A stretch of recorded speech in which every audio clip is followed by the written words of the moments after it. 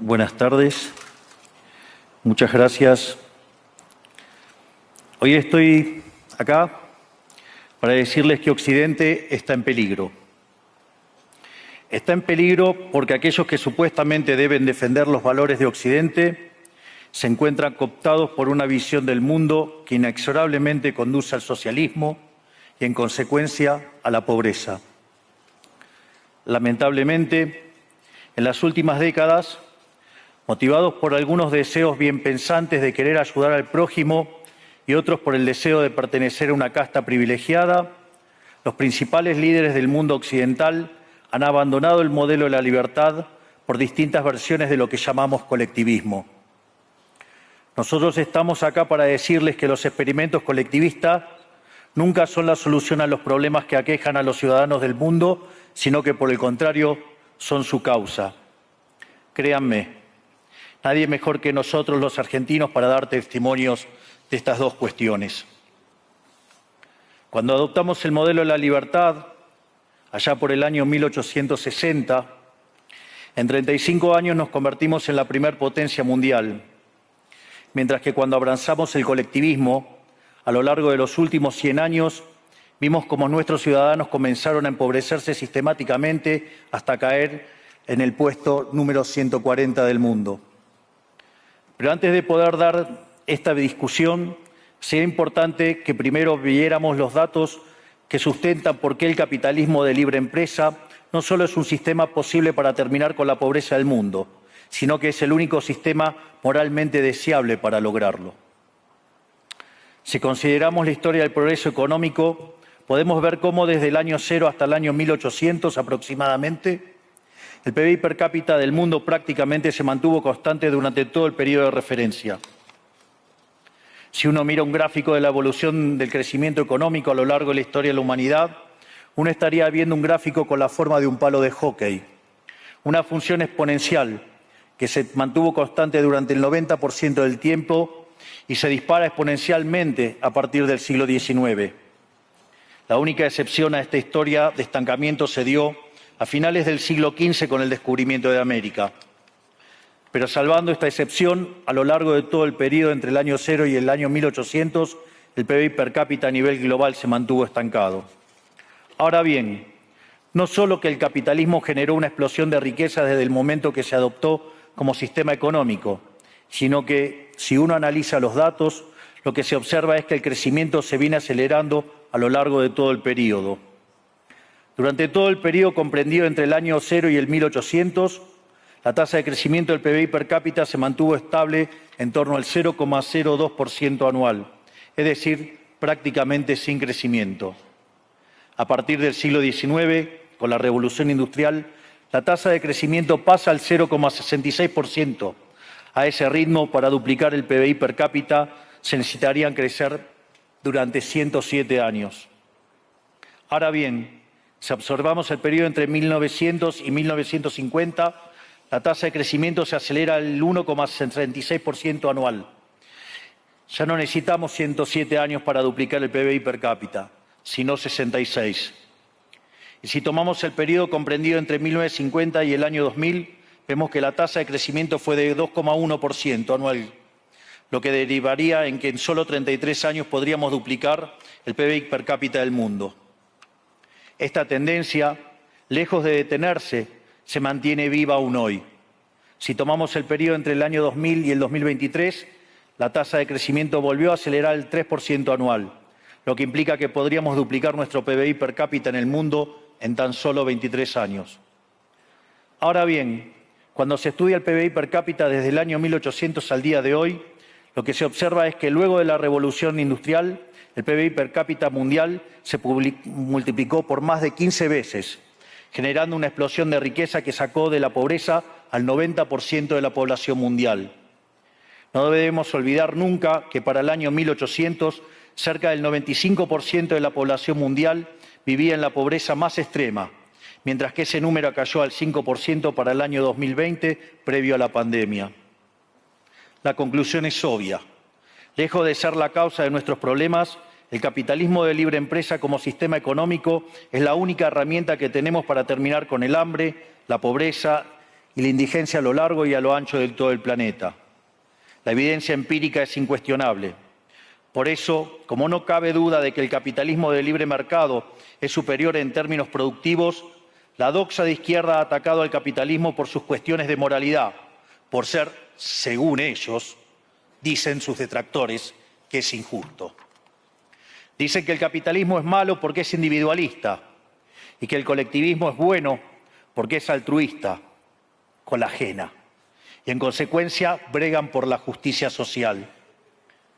Pero este concepto que en el primer mundo se ha puesto de moda en la última época, en mi país es una constante del discurso político desde hace más de 80 años. El problema es que la justicia social no es justa, sino que tampoco aporta al bienestar general. Muy por el contrario, es una idea intrínsecamente injusta, porque es violenta.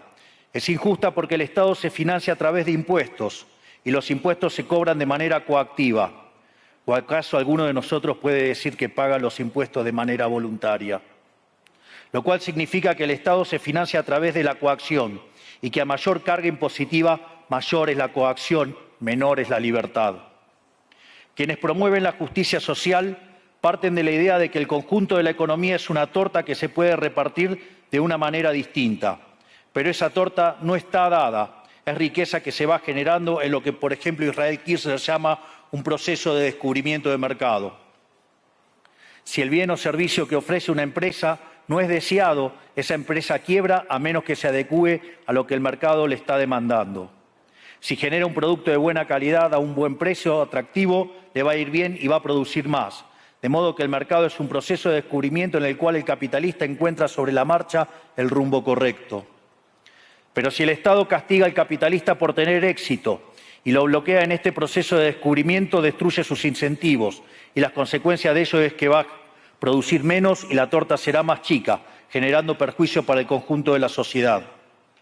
El colectivismo, al inhibir estos procesos de descubrimiento y al dificultar la apropiación de lo descubierto, ata al emprendedor de las manos y le imposibilita producir mejores bienes y ofrecer mejores servicios a un mejor precio. ¿Cómo puede ser entonces que desde la academia, los organismos internacionales, la política y la teoría económica se demonice un sistema económico que no solo ha sacado de la pobreza más extrema al 90% de la población mundial y lo hace cada vez más rápido, sino que además es justo y moralmente superior? Gracias al capitalismo de libre empresa, hoy el mundo se encuentra en su mejor momento. No hubo nunca en toda la historia de la humanidad un momento de mayor prosperidad que el que vivimos hoy. El mundo de hoy es más libre, más rico, más pacífico y más próspero que en cualquier otro momento de nuestra historia. Esto es cierto para todos, pero en particular para aquellos países que son libres, donde respetan la libertad económica y los derechos de propiedad de los individuos. Porque aquellos países que son libres son 12 veces más ricos que los reprimidos. El decil más bajo de la distribución de los países libres vive mejor que el 90% de la población de los países reprimidos. Tiene 25 veces menos cantidad de pobres en el formato estándar y 50 veces menos en el formato extremo. Y por si eso fuera poco, los ciudadanos de los países libres viven un 25% más que los ciudadanos de los países reprimidos. Ahora bien, para entender qué venimos a defender, es importante definir de a qué hablamos nosotros cuando hablamos de libertarismo. Para definirlo, retomo las palabras del máximo prócer de las ideas de la libertad de Argentina, el profesor Alberto Venegas Lynch, dijo que dice: el libertarismo es el respeto irrestricto del proyecto de vida del prójimo, basado en el principio de no agresión y en defensa del derecho a la vida, a la libertad y a la propiedad, cuyas instituciones fundamentales son la propiedad privada, los mercados libres de intervención estatal, la libre competencia, la división del trabajo y la cooperación social, donde solo se puede ser exitoso sirviendo al prójimo con bienes de mejor calidad a un mejor precio. Dicho de otro modo, el capitalista, el empresario exitoso, es un benefactor social que, lejos de apropiarse de la riqueza ajena, contribuye al bienestar general. En definitiva, un empresario exitoso es un héroe. Este es el modelo que nosotros estamos proponiendo para la Argentina del futuro. Un modelo basado en los principios fundamentales del libertarismo: la defensa de la vida, de la libertad y de la propiedad. Ahora bien, Si el capitalismo de libre empresa y la libertad económica han sido herramientas extraordinarias para terminar con la pobreza en el mundo, y nos encontramos hoy en el mejor momento de la historia de la humanidad, vale la pena preguntarse, ¿por qué digo entonces que Occidente está en peligro? Digo que Occidente está en peligro justamente porque en aquellos países que deberíamos defender los valores del libre mercado, la propiedad privada y las demás instituciones del libertarismo, sectores del establishment político y económico, algunos por errores en su marco teórico y otros por ambición de poder, están socavando los fundamentos del libertarismo, abriéndole las puertas al socialismo y condenándonos potencialmente a la pobreza, a la miseria y el estancamiento. Porque nunca debe olvidarse que el socialismo es siempre y en todo lugar un fenómeno empobrecedor, que fracasó en todos los países que se intentó. Fue un fracaso en lo económico, fue un fracaso en lo social, fue un fracaso en lo cultural y además asesinó a más de 100 millones de seres humanos. El problema esencial de Occidente hoy es que no solo debemos enfrentarnos a quienes, aún luego de la caída del muro y la evidencia empírica abrumadora, siguen bregando por el socialismo empobrecedor, sino también a nuestros propios líderes, pensadores y académicos que, amparados en un marco teórico equivocado, socavan los fundamentos del sistema que nos ha dado la mayor expansión de riqueza y prosperidad de nuestra historia. El marco teórico al que me refiero es el de la teoría económica neoclásica, que diseña un instrumental que, sin quererlo, termina haciendo funcional la intromisión del Estado, el socialismo y la degradación de la sociedad. El problema de los neoclásicos es que, como el modelo del que se enamoraron no mapea contra la realidad, atribuyen el error al supuesto fallo del mercado, en vez de revisar las premisas de su modelo. Sobre pretexto de un supuesto fallo de mercado, se introducen regulaciones que lo único que generan es distorsiones en el sistema de precios que impiden el cálculo económico y, en consecuencia, el ahorro, la inversión y el crecimiento. Este problema radica esencialmente en que ni siquiera los economistas supuestamente libertarios comprenden qué es el mercado, ya que si se comprendiera, se vería rápidamente que es imposible que exista algo así como un fallo de mercado. El mercado no es una mera descripción gráfica de una curva de oferta y otra de demanda en un gráfico. El mercado es un mecanismo de cooperación social donde se intercambian voluntariamente derechos de propiedad. Por lo tanto, dada esta definición, hablar de fallo de mercado es un oxímoron. No existe el fallo de mercados. Si las transacciones son voluntarias, el único contexto en el que puede haber un fallo de mercado es si hay coacción. Y el único con la capacidad de coaccionar de manera generalizada es el Estado, que tiene el monopolio de la violencia. En consecuencia, si alguien considera que hay un fallo de mercado, les recomendaría que revisen si hay intervención estatal en el medio. Y si encuentran que no hay intervención estatal en el medio, les sugiero que hagan de nuevo el análisis porque definitivamente está mal. Los fallos de mercado no existen. Un ejemplo de los supuestos fallos de mercado que describen los neoclásicos son las estructuras concentradas de la economía. Sin embargo, sin funciones que presenten rendimientos crecientes a escala, cuya contrapartida son las estructuras concentradas de la economía, no podríamos explicar el crecimiento económico desde el año 1800 hasta hoy. Fíjense qué interesante. Desde el año 1800 en adelante, con la población multiplicándose más de 8 o 9 veces, el producto per cápita creció más de 15 veces. Es decir, existen rendimientos crecientes. Eso llevó la pobreza extrema del 95% al 5%. Sin embargo, esas presencias de rendimientos crecientes implican estructuras concentradas, lo que se llamaría, por ejemplo, un monopolio. ¿Cómo puede ser que algo que haya generado tanto bienestar para la teoría neoclásica, eso es un fallo de mercado? Economistas neoclásicos, salgan de la caja. Cuando el modelo falla, no hay que enojarse con la realidad, hay que enojarse con el modelo y cambiarlo. El dilema que enfrenta el modelo neoclásico es que dicen querer perfeccionar el funcionamiento del mercado atacando lo que ellos consideran fallos, pero al hacerlo no solo abren las puertas del socialismo, sino que atentan contra el crecimiento económico. Ejemplo, regular monopolios, destruirle las ganancias y destrozar los rendimientos crecientes, automáticamente destruiría el crecimiento económico. Dicho de otro modo, cada vez que ustedes quieran hacer una corrección de un supuesto fallo de mercado, inexorablemente, por desconocer lo que es el mercado o por haberse enamorado de un modelo fallido, están abriendo las puertas al socialismo y están condenando a la gente a la pobreza.